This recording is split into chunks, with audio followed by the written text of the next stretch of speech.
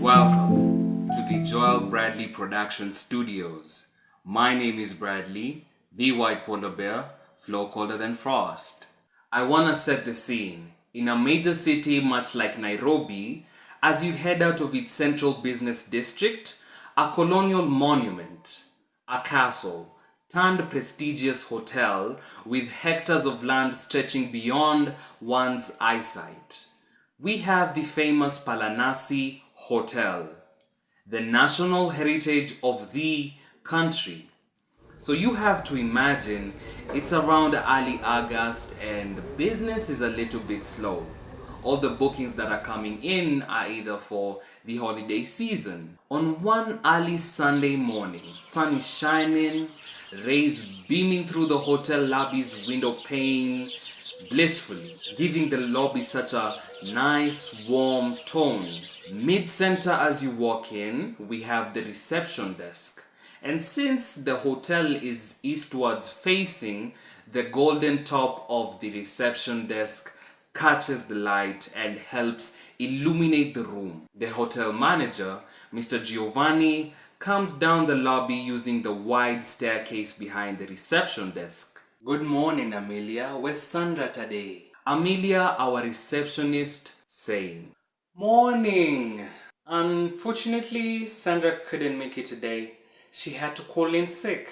Anyways, you go ahead and inform every staff member we'll be having our morning briefing poolside at the northern wing. Amelia replies, I will surely do.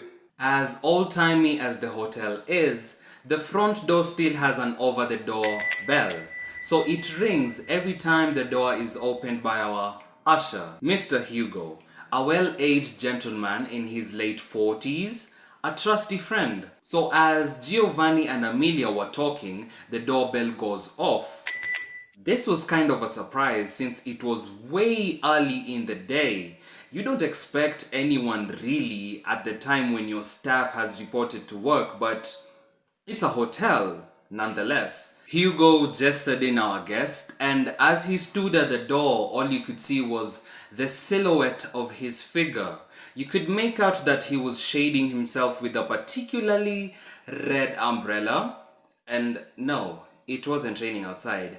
As he started walking in towards the reception desk, the more we could make out that he had a long Sherlock Holmes type of beige coat, a long lashes beard that wrapped his face with circular red tinted sunglasses, and a nice hat to top it off. Surprisingly, no luggage. The only thing he had in his hands was his umbrella. Giovanni at this moment was moving towards him and they met in the middle. Good morning, my good sir. Welcome to the PALANASI Hotel. How could we be of service? Thank you so much. I would like to rent out a room for about 3 days, if that could be arranged. Without a doubt, right this way. They get to the desk. Hello, sir, and welcome. Could I rent out room B231 for 3 nights, please? Gio and Amelia were both taken back as to how did he know what he wanted. They had never seen such a face. Gio joked, Oh, so you're a regular, I see. You could say that, but of a different time. Put the room under Mr. Smith. Thank you. Okay, so let me show you to your room. They go upstairs, make their way to wing B, up to room 231. Well, in case of anything, here's a brochure with the room service number, plus a map to get your way around our recreational amenities. If you need anything, don't hesitate. Thanks, I will surely do. So Smith gets in, lays his coat on the chair and the umbrella besides it, sits on the bed, then lies back saying to himself, it's good to be back home. Eyebrows, eyebrows. Giovanni goes on over and holds the briefing with the staff. He calls the head maiden of the hotel, Julia, to the side. They conversate on a certain incident that occurred on the previous day.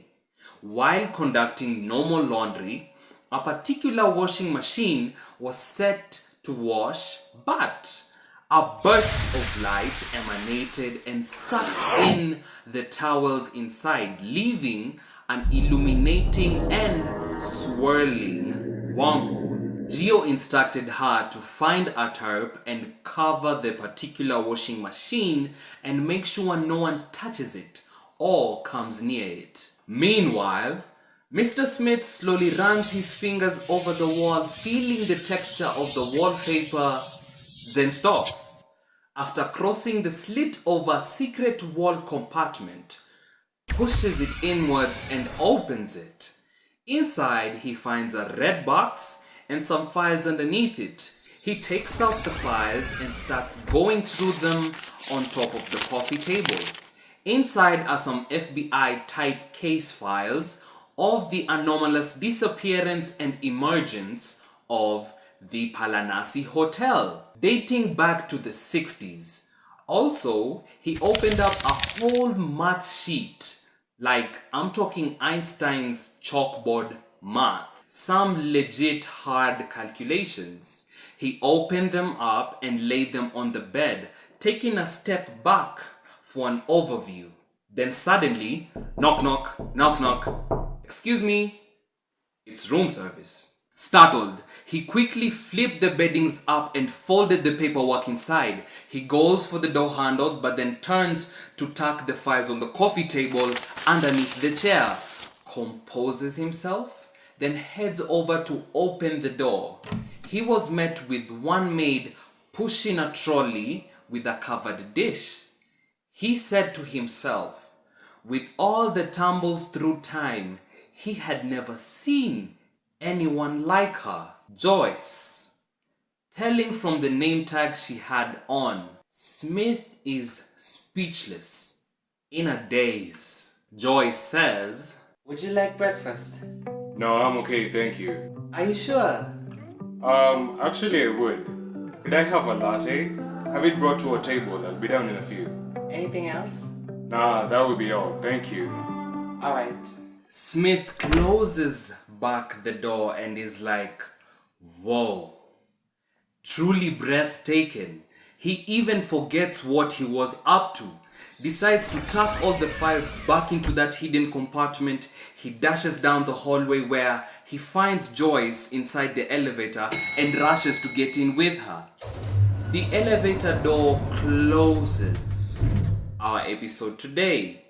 Tune in next episode to see what happens on the PALANASI Hotel series. Thank you for watching.